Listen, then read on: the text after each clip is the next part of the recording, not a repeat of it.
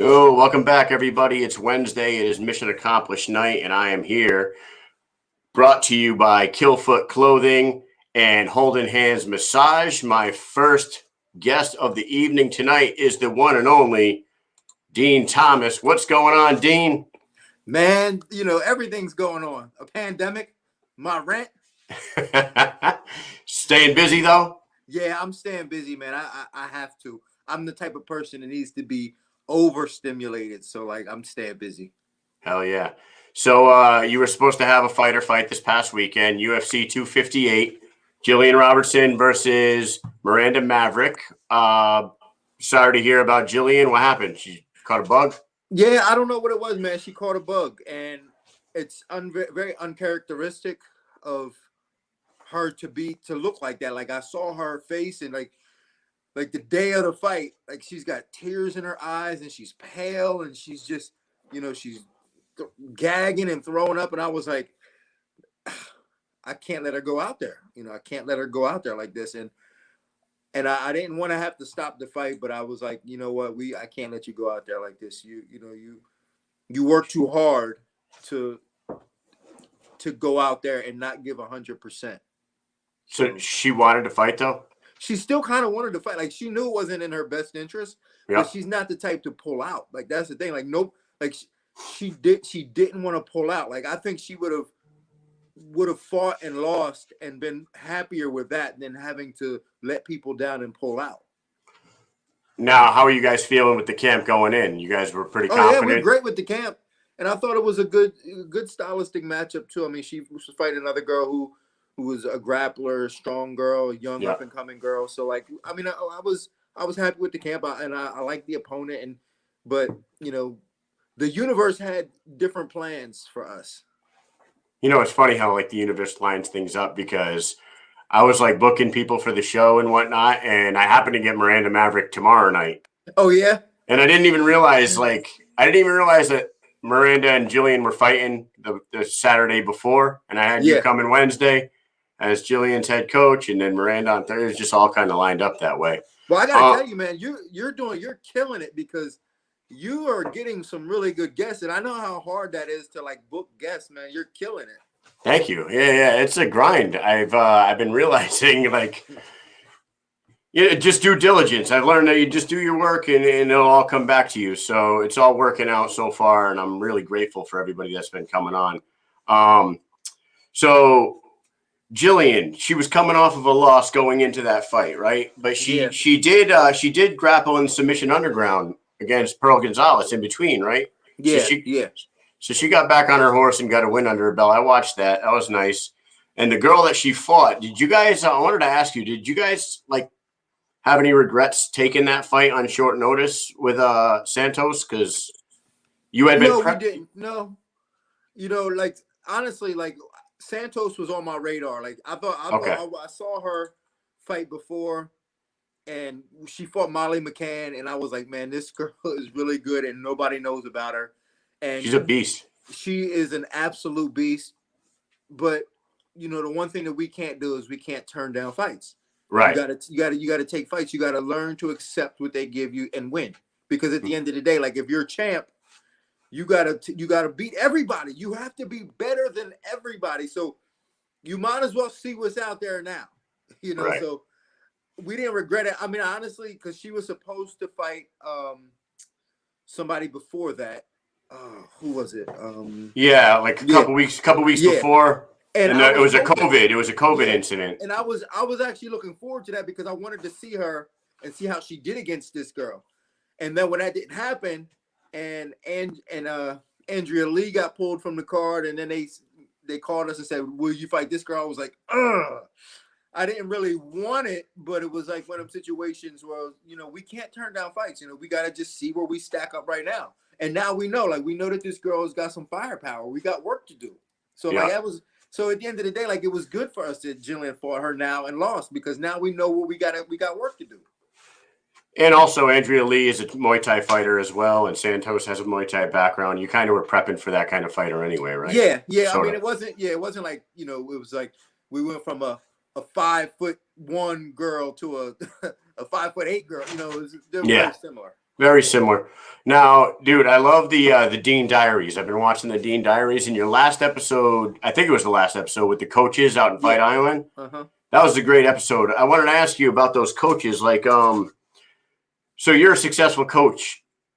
Do you look at these other coaches and do you pluck things from these guys, or are you guys like all a big fraternity and share things with each other, or is it super competitive to where like you got your own style and fuck all them other guys? No, I wouldn't say. You know, the weird thing about us coaches is I think at the highest level we have a great amount of respect for each other, and we respect each other so much. I found like, and this is kind of bad, but I found that when I was at Top Team, I had more tension with coaches that were supposed to be on my team than I do with coaches outside of my team. Because like when I look at guys like Henry Hooft and you know, Kavanaugh, like we look at each other and we have a lot of mutual respect for each other. And then like, you know, you go home and then you got coaches that are like, oh, I'm better than this guy. I'm better than this guy. I'm better than this guy. But we have a lot of respect for each other. I respect what they do. If I can pick something from them, I will. And if if they steal something from me, then I'm flattered. You know, I'm honored. So like, you know, I have a lot of respect for them. And it's weird because like, you know, the fighters are always going at it with each other and bickering, but us coaches at the highest level, we just, you know, we appreciate each other. Man, it was like, and you had like such a high level group out there at Fight Island all at the same time with the guys you mentioned and Mike Brown, yourself, Mike Brown, Henry Hooft, and Kavanaugh. You guys are like the top of the pecking order. It was a really cool episode. I thought that was awesome. So out on Fight Island, you had some interactions with Khabib Nurmagomedov. What was that like? That guy seems to me like just an intense human being to interact with. No, you know what? He's not as intense as you would think he is. I mean, he's serious. Like you know, he means what he says and he says what he means. But he's got a playful side to him, and you know, he looks like he likes to joke around, and he's very kind of playful at times. But it was cool. It was cool to get to chop it up with him because I've never had a real interaction with him like that. Like I've seen him around at all the shows, and you know, we've said hi in passing, but I've never had a conversation with him. I was going to ask you if you had ever talked to him before. Yeah, now I realize that when I seen him in passing, he must have just thought I was Eve Edwards the whole time. You know what I'm saying? That was so funny. He didn't think he was passing Dean Thomas.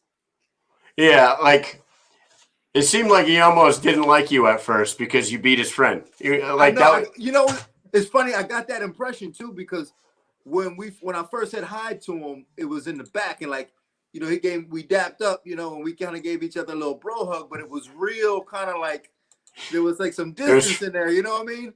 It was forced. Yeah, and then when he said you beat my teammate, I was like, wait, what? And then after we got that squared away, man, everything was good. It was all gravy from there. Yeah, and you got to sit next to him watching his biggest rival fight, which must have been interesting. How was he respectful towards Conor sitting there, or like? You think that there's still a lot of animosity there? Would they ever fight again? I don't know. I don't know. It's hard to say. I think that you know, Khabib is a man of a lot of integrity. He, you know, like I said, he means what he says what he means. I think that, you know, I don't think that he's ever going to want to fight Conor again. And I think that's just it, man. Conor's going to have to get his game back up in order to pull a fight like that anyway. Yeah, I don't know what he can do to prompt him to want to fight him, but you know, just like I said, man, he seems like a guy who says, "This is what's going on. This is what I'm doing, and I'm doing this." Well, Dana was laying it on pretty thick, man. I don't know. He didn't seem to be biting. He didn't seem to be taking the bait at all. Now, I wanted to ask you this. Now, a fight that would bring Khabib back. Did you watch this past weekend Kamaru Usman against Gilbert Burns? Yeah. Do you think he would come back for a Kamaru fight? I don't know. That'd be interesting. That one is all of a sudden sparking some interest throughout the world, and it almost seems like that would interest him. You know what I mean? Like even more than a GSP fight because GSP's like 39 years old now, and coming back to fight GSP, who has been out for 3 years. It wouldn't really do anything to his legacy. Doesn't really make a lot of sense. I don't. But you know, the funny thing is, like, you talk about him fighting Usman, man. I thought he looked really good, man. I think he weathered a storm. He showed a side of him that he's never really had to show, and man, and he showed some different stuff. I don't think Khabib matches up well against a guy like Usman. I really don't think he matches up well with Usman. So Usman looks like the biggest damn 170 I've ever seen in my life. That dude is just an absolute monster. Well, he's got no legs. That too. I mean, yeah. His legs are like Snoop Dogg's legs. Yeah, he's got the same syndrome that John Jones has. Yeah. John Jones got the skinny leg syndrome too. Big upper body that's massive and bulky, and long arms, and then no legs, man. But it works for him. I mean, like, those attributes work for him for his style, and he's mastered it. And I think that he's a very dangerous opponent. Yeah, they were all talking about his jab after the fight and how somehow he dominated with the jab, and they seem to forget. They were talking about, like, this is the first time we've ever seen anybody dominate with a jab like that. I'm like, what about GSP against Josh Koscheck? Don't you remember? Yeah. That's the first one. I mean, honestly, man, you know what's funny is, like, the fight game it's always so short-sighted. We have recency bias. You know, Conor McGregor hits a guy with the shoulder, now they think that's the first. Man, we've been doing that since the 90s. Years. Yeah, and like you said, Usman, he's the first guy with the jab. I remember Kenny Florian busted up Takanori Gomi with the jab back in 2006. You know what I'm saying? Yeah. So, like, you know, I mean, all these things happen, and we go, oh, this is the best ever. I mean, we got to be careful with that. Going back to Fight Island, you worked with Poirier in the past, right, Dustin? Yeah, I have. How proud were you at that moment? That was like his crowning moment right there. Even though there was no belt on the line, you know, everybody expected him to lose against Conor for whatever reason.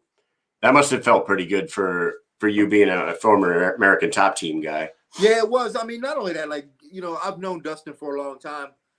You know, when I was finishing off my career, he had just joined American Top Team, so we used to train together, you know, as teammates. And then when I started coaching, I used to work with him a little bit, and just to watch him grow up and to do what he's done. Yeah, I mean, it's good. It's good to see. It's good to see a guy put his heart and soul into something and get things back from it.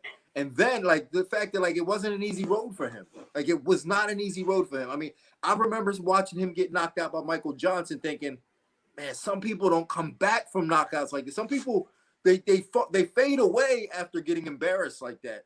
And Dustin is the type of guy that just, you know what, it's the fight game. That happens. It comes back.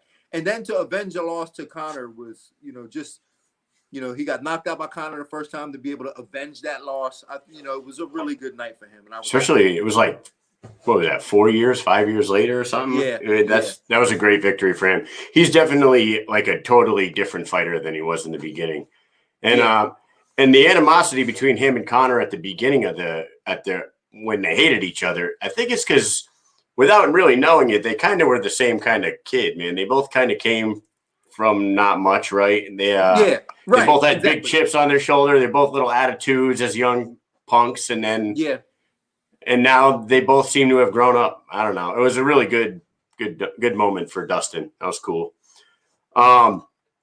What's going on with Dean Thomas's team right now? What do we got to look out for?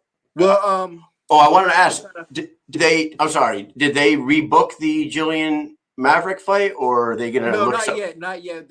We're still trying to work on that when we can get that done. Nothing has been discussed yet, really, in terms of new dates, but hopefully soon. Yeah, I meant to ask that earlier. So I got Shorty Torres is fighting April 1st. David Evans is fighting March 26th. And right now I'm talking to Tyron because we might be bringing our camp to St. Louis because Tyron's getting ready for Vicente Luque. So, you know, I always, you know, do my part to try to help him out as much as I can. So maybe bringing the shop out to St. Louis and getting some good work in. Nice. And nothing for Mr. Hardy anytime soon? Well, Hardy's back. He was in Colorado for a little bit. I think he said he wanted to get in the altitude. Oh, get his cardio. So he was in Colorado for a little bit, but Hardy's back. Hardy does a lot of work with Rashad. Oh, okay. And he's been working with him for a long time, recently for a lot. But but he's still working with Rashad right now, so I haven't seen him in a while. Okay. Now, I know you got short on time. I wanted to do another speed round with Mr. Dean Thomas. I got some really funny questions for you tonight. These are my favorite, man. I love these. All right. So this is part 2, and I'm only going to do 5 because I got another guest coming on tonight. The first question is, if you and Matt Serra faced off in a submission underground right now, who would win and how? Matt would win. Matt trains regularly. He would put me in a Kimura. I would run. I would run for a long time, but he'd catch me and then put me in a Kimura. Ah, all right. I'm not even going to lie about that. I wanted to, but I can't lie. All right, this one I had myself laughing here. If they were going to recast Star Wars with you, Matt Serra, and Dana White, which Star Wars characters are you all playing? Okay, I am Lando Calrissian, the smooth talking player, all to get around the galaxy. Matt is Han Solo. Okay. And Dana is Dana's that dude with the hood, the real bad guy. But he's the Emperor? Yeah. Yeah, what was that dude? Emperor. Yeah. Yeah, whatever his name is. Yeah. Who controls everything? That's Dana. Right. Yeah, the only reason that question came up because me and my kids for New Year's for the last couple of years we've been like picking a movie franchise to watch them all in timeline. Uh-huh. So last year we did all the Marvel and it took us all freaking year long. This year we did all the Star Wars and we're already like 2 movies away from finishing it. Man, that's cool, man. I love that idea. Yeah, it was cool. I just don't know if I'd ever have time to do that. Yeah, well, the COVID's making it more easy to pull off for sure. Makes sense. And with all like during COVID last year, my job went from 1 week on, 1 week off. Mm-hmm. But work from home for the off week, so I was home with the kids all week long, and we just pulled it off. Number 3, if you never got into martial arts and became a fighter, what do you think you'd end up doing? I always wanted to be a school teacher, and I thought that's what I was going to do. I was going to go to school to teach history. I like history. I like being around kids and sharing information. I just, once I started teaching jiu-jitsu, I was like, I'm still a teacher.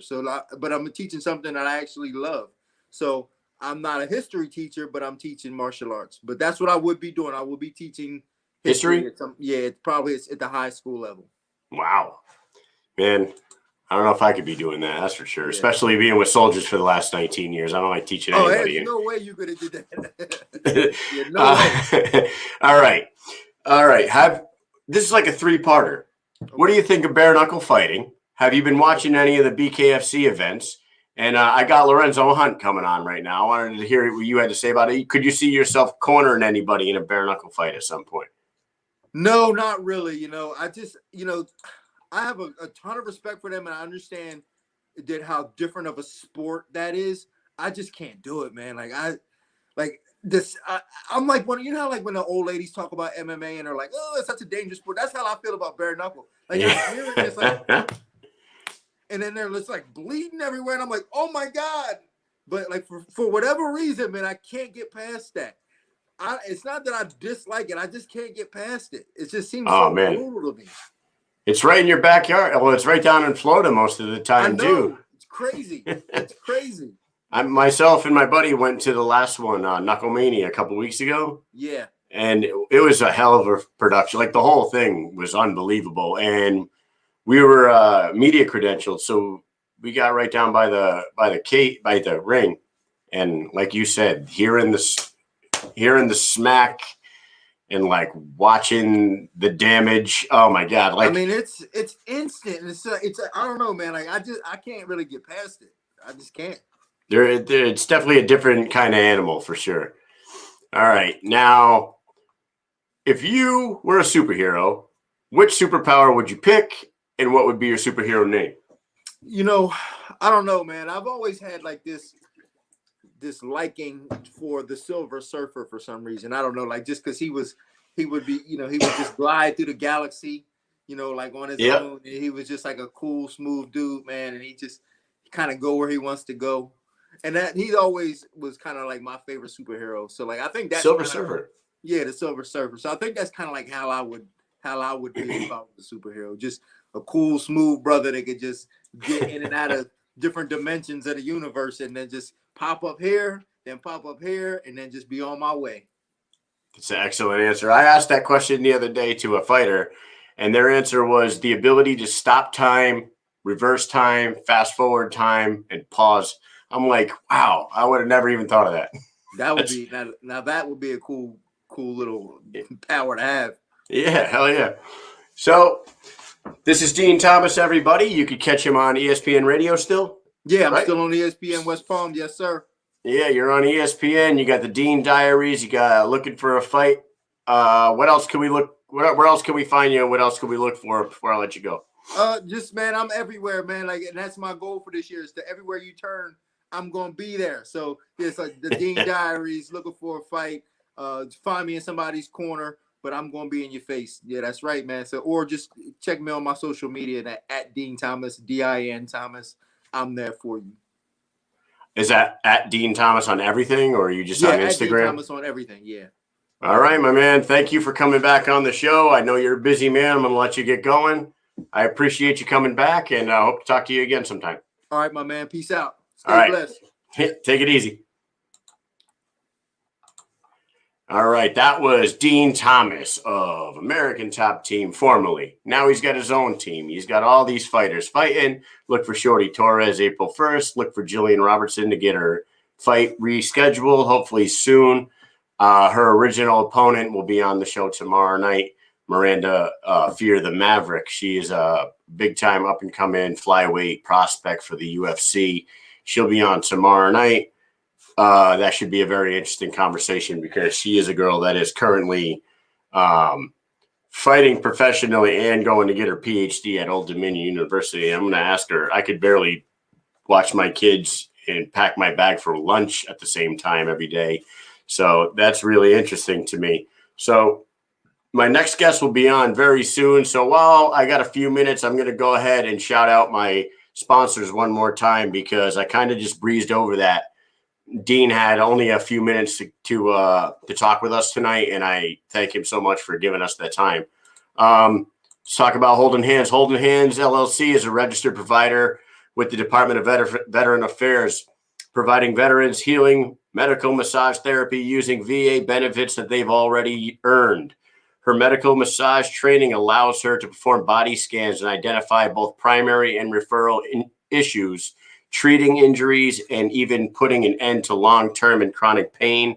Request a referral through your VA provider today and give Holding Hand Massage a try. What else do you got to lose other than some pain? Swear that is 100% fact. She's the best. Go see Jackie. Hit up those websites. And we got Killfoot Clothing, the American-made, veteran-owned, badass company that has produced the very first Mission Accomplished t-shirt. You got the badass flag on the back. You got the logo on the front. You got the flag on the sleeve. These are $25. You guys can message me your size and your address, and I could get you as soon as that next batch comes in. They are sold out at the moment. I thank you guys so much for your support. I did not think that the first batch would sell out so fast, but they did. And now I got a whole bunch of people asking if they can get a shirt. So before I bring Lorenzo on, I wanted to talk because I don't have evening badasses. Hello, Ian Olsen. I don't have a veteran on tonight other than myself. So I got to tell you guys this crazy story before Lorenzo comes on. I had a dream last night. Has anybody in the comments section, anybody watching, ever had somebody that was close to them or a loved one or a good friend visit them in their dreams because that has passed away? I had one of those dreams last night. And I've heard like my mom talk about my uncle visiting her. I've heard my mother-in-law talk about her brother. And I always think like it was probably just a dream. Well, last night I had one of those dreams.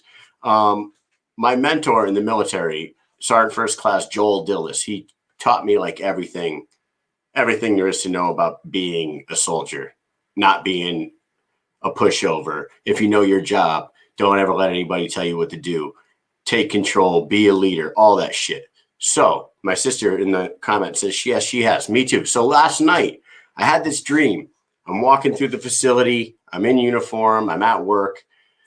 And it's current time. Like there's this captain's office right at the corner of the main hallway, commander's hallway. And I'm in the hallway, and this one of the soldiers that's there's doing some dumb shit, and I don't know why, but I have him get down on the hallway floor with a toothbrush and start cleaning the floor.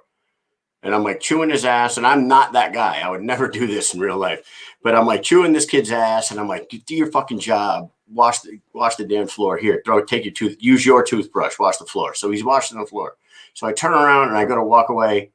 I tell him I'll come back when it's done. I go to walk away, and I go walk past that captain's office, and I look in, and Dillis is sitting at the desk.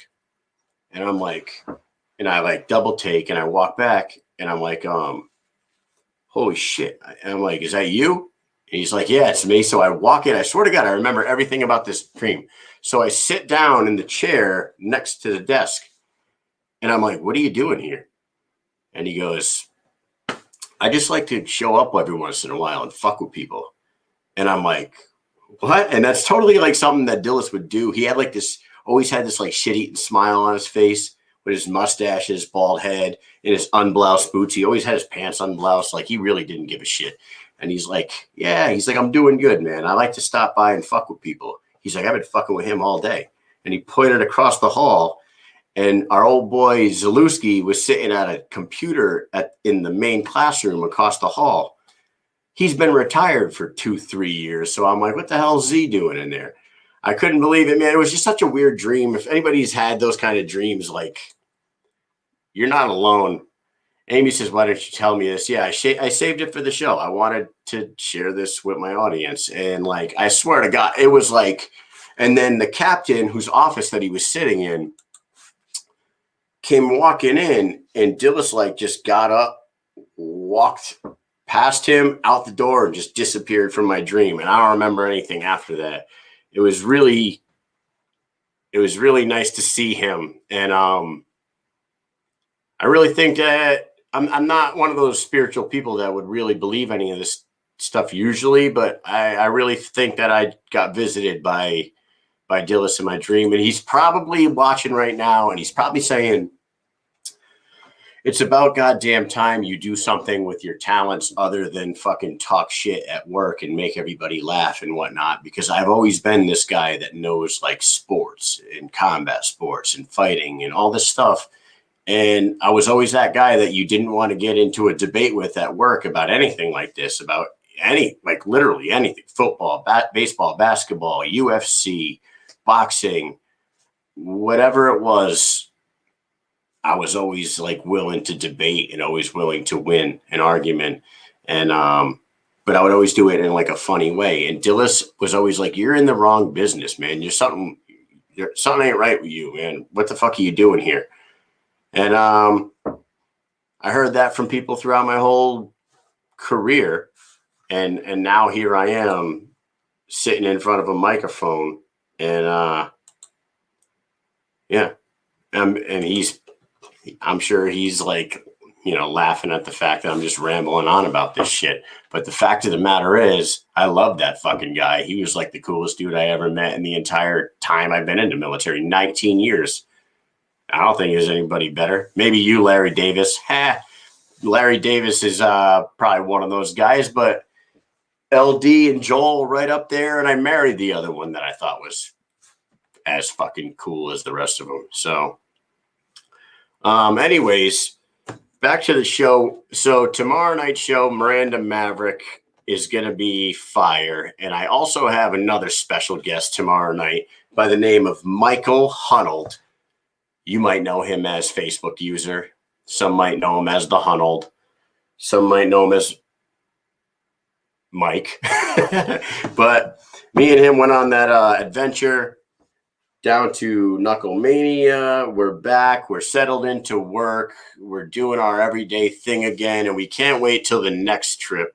It's looking like we're going to get back down to looks like we're going to get back down to the next BKFC event after the next one. So the next one's going to be in Biloxi, Mississippi in March. And then the one after that is in April down in Florida. Me and Mike are looking to get our credentials back for that one. The only reason why we're not going to the March one is because, you know, we are actively in the military and we have training the weekend of that event. So lucky us, we get to do Army shit that weekend. What's the future? What's the future looking like for the Mish'n? Okay, so guys, I could give you a rundown on what's going on. 1 second, I'll pull it up. I got a very, very busy schedule. Like I said, Miranda Maverick and Mike Hunnell tomorrow night. Next Wednesday, if anybody is familiar with bare knuckle Knucklemania, the fight of the night, Taylor Starling versus Carissa Segala. Taylor Starling, who won that fight in one of the best absolute wars you'll ever see between two fighters, not male or female. These two girls went out there and poured it all out in the ring, threw over 500 fights, 500 strikes in a 10-minute fight, 10-minute fight. It was absolutely amazing. She's going to be coming on, as well as her head coach / boyfriend / MMA fighter / veteran, Keith Richardson, will be on. So Taylor Starling and Keith, both pro fighters. My veteran guest that night will also be Keith Richardson, who is a Marine, was a Marine. Once you're a Marine, you're always a Marine. So Keith will be my veteran guest that night. After that, the week after, I got 3 fighters on the show on the same night on March 3rd. Hold up. Hold up. So on March 3rd, I have Leonard Garcia. You all know him from his years in WEC and UFC and tons of fights. Leonard Garcia will be on. He's going to be fighting very soon on the next card against Chop Chop. I can't remember his last name right now because it's slipping my mind. But he's the co-main event at the next BKFC. Oh, no. He's fighting in the main event against Joe Elmore at the next BKFC. My bad. That's Leonard Garcia. After Leonard Garcia, an old friend of the show, Jay Fish is coming on. Jay Fish also has a fight on that card. The big man himself from Saginaw, Michigan, will be stepping back into the ring, towing the line, and knocking somebody out, I'm sure. And then after him, Melvin Gillard, longtime MMA veteran, longtime BKFC veteran now. This guy's got 70, 80 fights probably under his belt. I don't have his record in front of me right now, but we'll talk to Melvin Gillard after Jay Fish. So Leonard Garcia, Jay Fish, Melvin Gillard on March 3rd. Let's go to March 10th. March 10th, I got 3 more fighters. Bobo O'Bannon, big heavyweight bare knuckle fighter from BKFC, will be on, followed by Adrian Miles and Zion Tomlinson, back to back. Those two are also in the BKFC, have fights coming up. Unbelievable. 6 fighters and 2 shows. I cannot wait for that. I'm going to be a busy man. After that, I have our guy who's going to be on here shortly. Lorenzo Hunt will be back on the show March 17th, St. Patrick's Day. And then the following week after him, Julian Lane. You know him from his time in the UFC, in the Tough House. Let me bang, bro. Remember him? He had the red mohawk at the time, punching walls, ripping drinks. Now he's a BKFC fighter, and he's an absolute badass. And he was the one that fought Thiago Alves in Thiago Alves' first fight with the BKFC. It didn't go Julian's way, but it was an absolute slugfest between 2 savages. So all that coming up, man. Lots and lots of fights. I got fighters coming through all the way through the month of March. So stay tuned. Keep tuning in. Other than that, if you guys did not get on the website, right? If you did not get on the website or get on the YouTube channel, check out the movie that Mike Huddle made documenting our trip down to Knucklemania. It was super fun.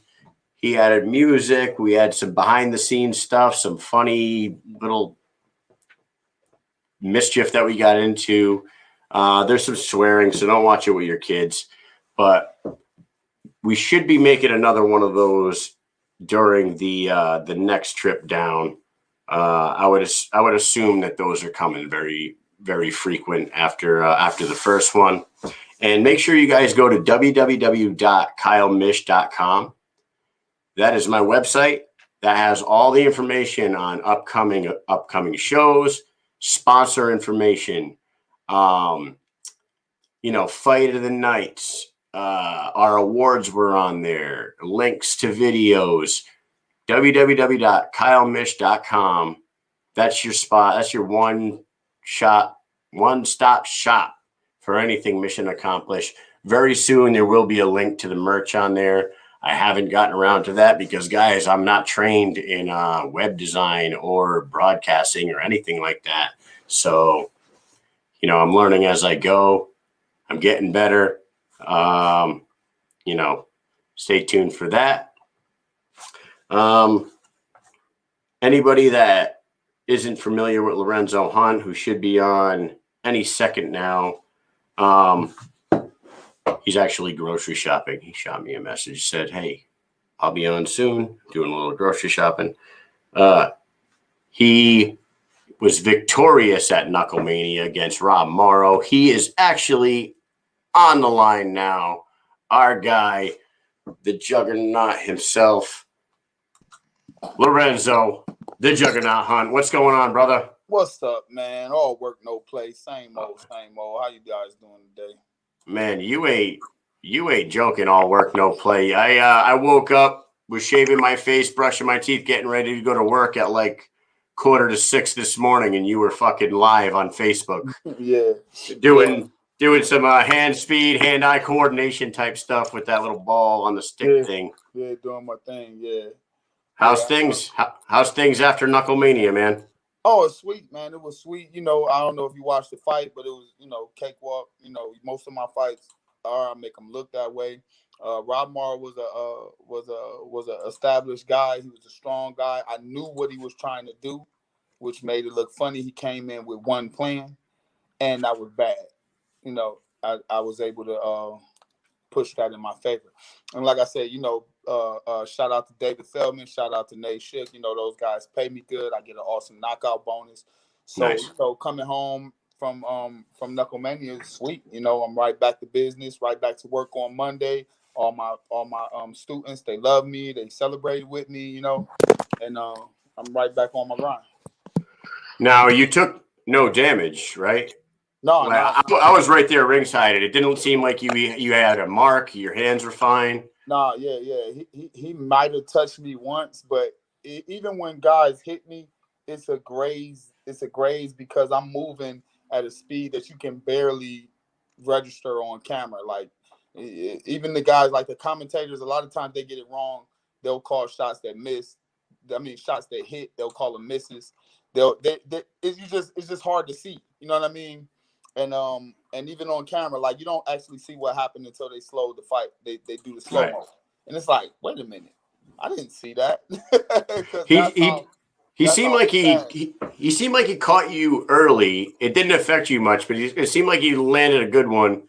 But then most of the time, you controlled the fight. Yeah, even that shot, even it looked like he hit me when I stumbled, when I fell. He actually didn't. I actually saw the punch and I tried to slide across, like I tried to slide out of the way, and my foot kind of turned over. I think the only punch he got me with was a jab. When we threw a jab at the same time, he hit me with a jab, like right on the middle of the forehead. And I was like, okay, that made me respect that right hand a little bit more.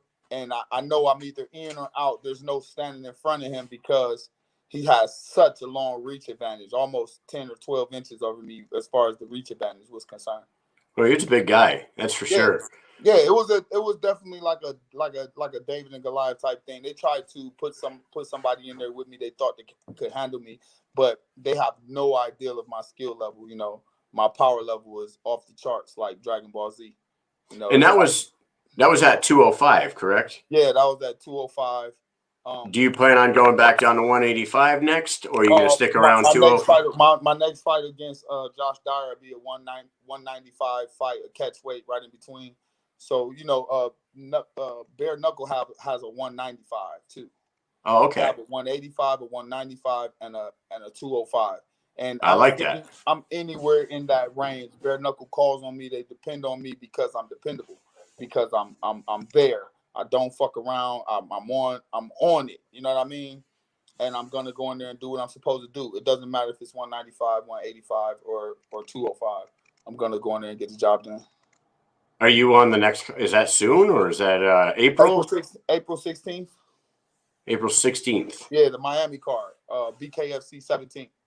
Dude, I gotta ask you this, and this is you probably don't know because you have nothing to do with it. But if you go online, right, and you look up upcoming events for BKFC, it is so hard to find any information on it.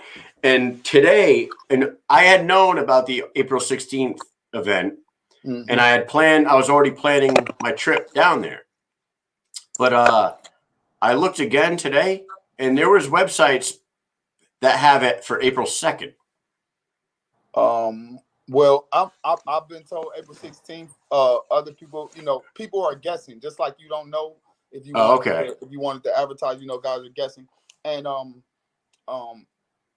with the COVID thing that's going on, I actually respect the difficulty of landing a contract, landing a venue. Landing, you know what I mean? That's hard. That's hard. David felt. I mean, we're grateful to even be fighting at all through this nonsense. You know what I mean? So they would love to project their shit for the year and have everybody on the schedule. But when it comes to landing venues, you never know. One day the governor say, "Hey, the whole state shut down." The next day the government say, "Oh, just this county shut down." The next day everybody got a mask. The next day everybody don't got a mask.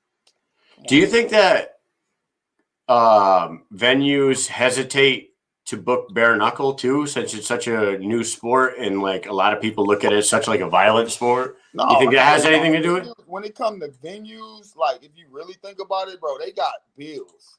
They'll book whatever event is sanctioned by the state. They don't care. But they have these other shit that's going on with people saying, "Oh, don't book it. Oh, it's gonna be a COVID outbreak. Oh, it's this. Oh, you're contributing to COVID." And then it just makes certain people don't want to open up. You know what I mean? Certain people don't want to have a crowd. They don't want to have a show. And then the Super Bowl comes and everybody's like, "Wait, but what about the Super Bowl? Oh, it's okay. We can do it." You know what I mean? Well, the show that they put on down at Knucklemania was top notch, like all the way. And like, dude, some of the walkouts, yours included. Yours was awesome with the women, and with you had Michael Jackson, Smooth Criminal. Yeah. How do you pick your entry music? You just whatever you're into that day. Well, I usually pick whatever song pushes me the hardest when I run. So I'm running every day. I'm running every day, and then somehow I'll get stuck on a song. So I'm pushing myself, and then all of a sudden there's a song that I want to play on repeat. I want to play on repeat. So I was playing Michael Jackson for about a month straight, that same song on repeat, just grinding. Yep. And if you can keep up with Michael Jackson, then your cardio's up, man. Yeah, your shit is up. If you can keep up with him, your shit is up. So I just brought it with me to the fight, that same fire, that same fight. That's awesome, man. So my buddy Mike that was down there at the event with me, and me and him met you down there. He's saying that this is off Tapology. He said BKFC website doesn't have any dates listed. Tapology has Bare Knuckle Kingdom 2 listed for Thailand April 16th. And then BKFC 17 April 2nd in Miami, according to Tapology. So like I who said, knows? everybody's guessing. Guessing, But yeah. if you go back and check Topology, they had the February fight wrong too. And if you check Topology again for Yeah, they had you knocking out Morrow in the second round. They got a lot of things wrong. Topology is one of the reasons I have so much trouble with my MMA record, and everybody's saying, "Oh, he was a subpar MMA fighter." This shit's not right. I never care. Guys got one finger. They're one type of name in Google, and then they think they're an expert. But you know what I mean? That we fight across states, we fight across multiple sanctioning bodies, we fight all over the country, and the shit's not right. But whatever. So your next opponent, Dyer? Yeah, Josh Dyer. Yeah, I'm Josh thinking it's Josh Dyer. That's the name that's been ran across me. No contract signed yet or nothing, but my sources are solid, and I usually know what's going on pretty far in advance. I don't know, I'm not supposed to say or whatever, but no one's ever came to me and said, "Hey, do not tell them who you fight." I don't care about none of that shit. Once they tell me your name, I'll beat your ass. That's the rule of thumb for me. So what about Hector Lombard? The last time you were on this show, the last words out of your mouth were "fuck Hector Lombard." You didn't hear me screaming. I asked for the microphone when I win. You notice they never. Yeah. Notice they never give me the mic. Yeah, it was hard to hear down by the ring there. So. I was screaming at the top of my lungs. I want Hector Lombard, but to tell you the truth, remember I'm telling you, man, it's about strategy. Yeah. It's a bad fight for Hector Lombard to fight somebody like me. Hector Lombard is an older guy. He's a Hall of Famer. He's this, he's that. He's got a lot of accolades. He's in a no-lose. Like, he cannot lose. He has to pick who he fights very, very carefully. Him and his staff and his coaches and his mother and his wife, they're going to say, no, because he has a legacy to protect. He has a whole little, Hector Lombard, everybody knows Hector. So nobody wants to see him get beat to death. And that's what I don't know how to do shit else. I will beat the shit out of Hector Lombard. And then, they'll be like, well, that was crazy, So it's very smart for him not to fight me. They'll pick around and he'll be fighting guys that you'll be scratching your head like, what? Why do you fight him?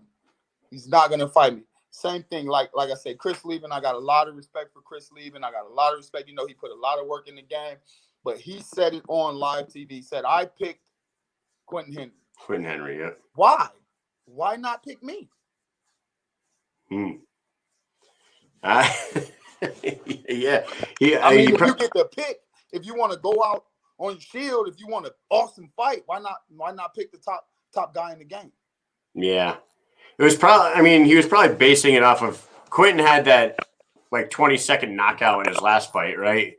And did you see it? I was there. I was ringside. I don't even think anybody hit anybody. I think the guy tripped or slipped or head-butted himself or something, and it just twisted around into some madness. Man, that's not a fight. And Chris Lieben knew it.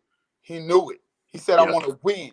He said, I want to win. He won twice that fight. He said, I want to win before before I go out. I want to go out on top. That's specifically what he said.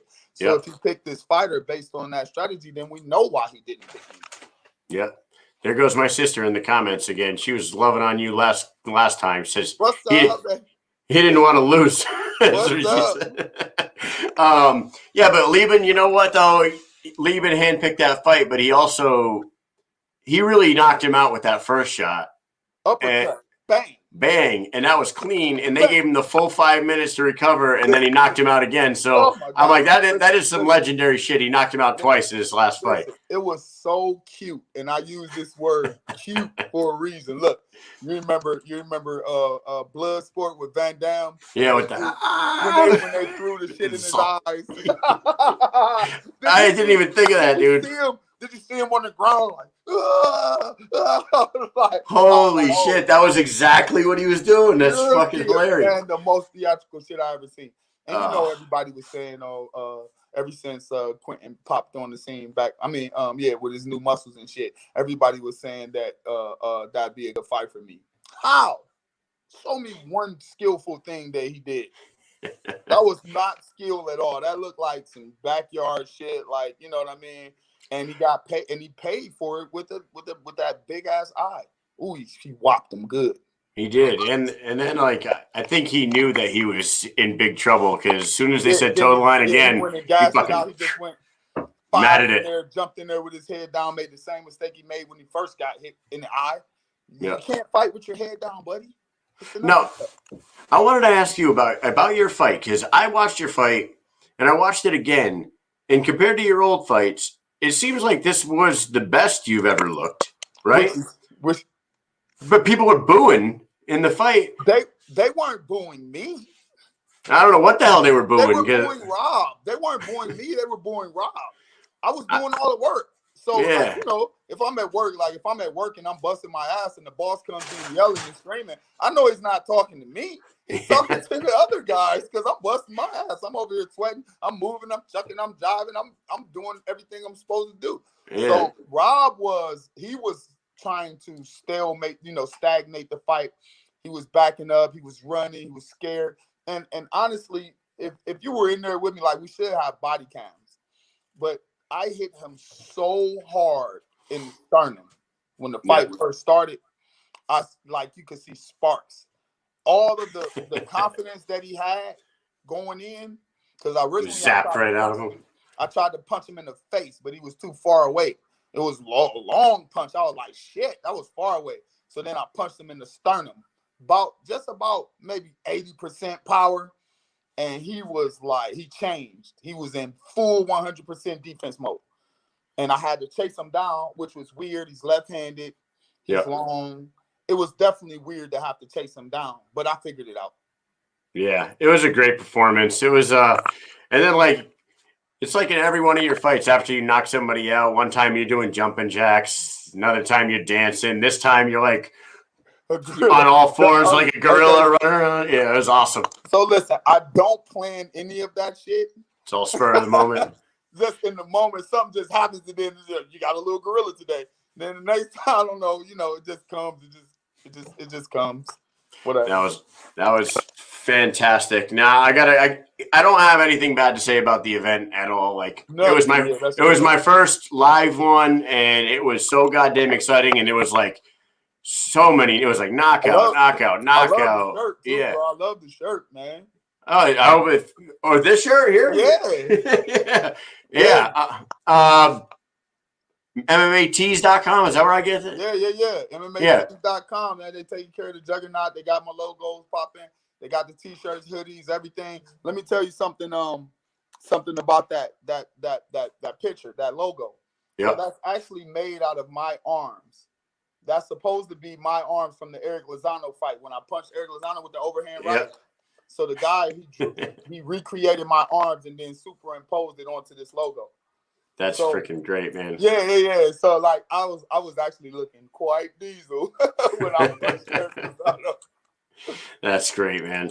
Well, before I let you go, I wanted to ask you if anybody else on that fight card that night, did you get to see the John Lee Chalbeck fight? Because you were backstage probably getting ready for your fight. Those are the prelim fights. Those are the I can see. I watched most of the fights on the TV. They got a TV back there going. What'd you think of John Lee Chalbeck? You just I'm kind of bad with names. You just have to tell me what he looked like or what happened. 145-pound. The guy with green hair? No, not him. That was Brandon Lambert. John Lee Chalbeck fought the guy Greg Bono with the big yellow shorts, and Chalbeck broke Bono's orbital and his jaw. I missed it. No, you should go back and watch that guy. You're a boxing enthusiast. You love boxing. This guy Chalbeck had some slick, pure boxing. He was unbelievable. And the other one is that the small white guy, kind of a little muscly? Yeah, a little muscle on him. Fighting hands down, sticking. They were showing me they were showing some highlights, and I couldn't tell if that was Knucklemania or if those were old ones, but I think I know what you're talking about. Yeah. He busted that guy up bad. And heart moving forward, good head movement. Pow. Yeah, I think I do. He's got some flash to him too, which you would appreciate. Like he'll put his hands down and like go. Yeah. I think I do know who you're talking about. He does some good stuff. I was impressed with a few. It seems to be getting better. It seems that the competition level is rising. You know what I mean? I'm sure bare knuckle is going to attract some monsters. You know what I mean? And so really, these fights right now that I'm fighting, these guys that I'm knocking around, and I'm showing out. I've not showed you guys anything yet. I'm not even broken a sweat. If I have broke a sweat, it's because I was doing jumping jacks during the fight. You know what I mean? And you got to think about that. So, like, I'm sure we're going to get some big names. I'm sure we're going to get some real solid, some real work. Right now, I'm just cruising through. Yeah, and the other guy that I thought, did you you were ringside for the Dat Nguyen versus Johnny Bedford fight? What'd you think of that one?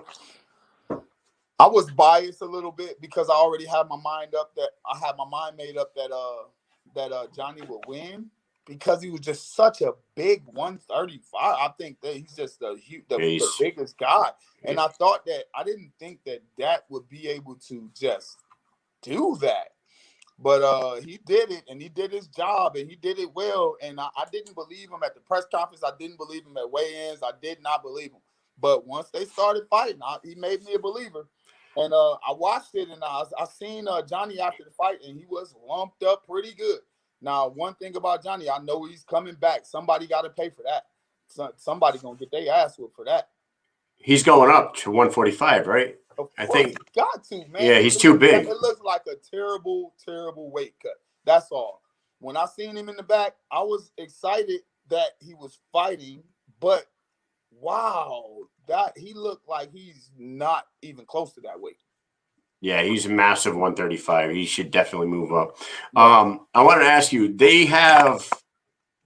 is there no draws in BKFC? Do they go to an extra round if there's a draw after 5? They go to a sudden death round.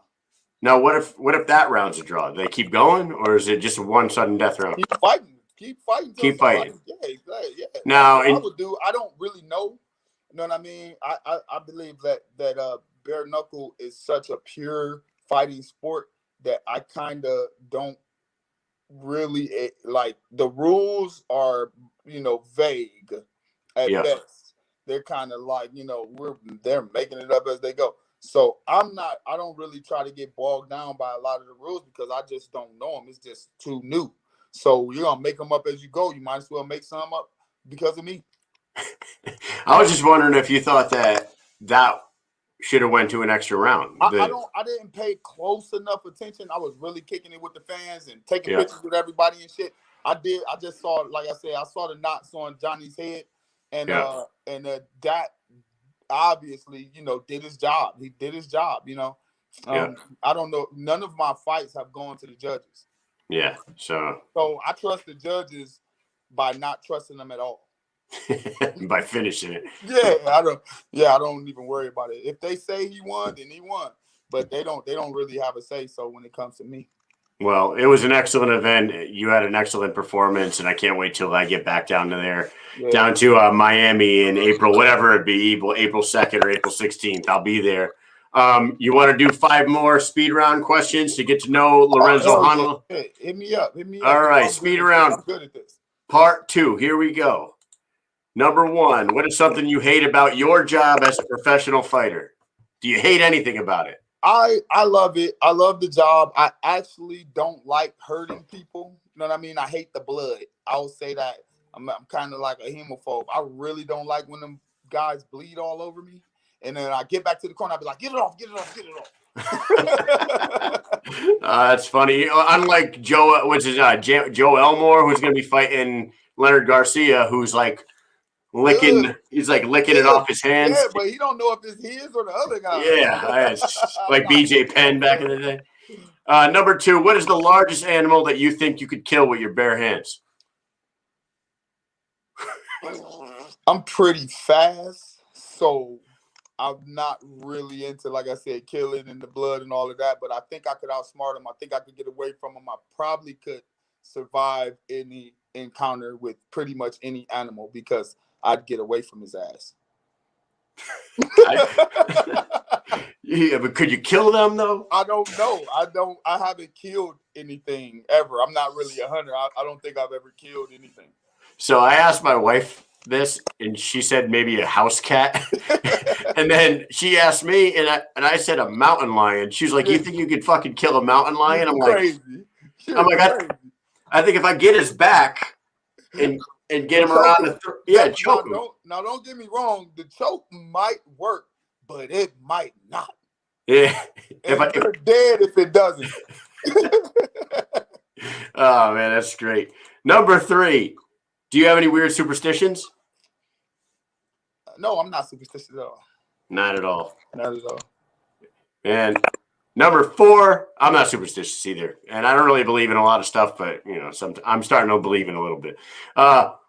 Who would you cast to play you in a movie about yourself? And you can't play yourself. Shit. Oh, you finally stumped me. Yeah. Ghost from Oh, that's a good one. Yeah, that's a good one. Yeah.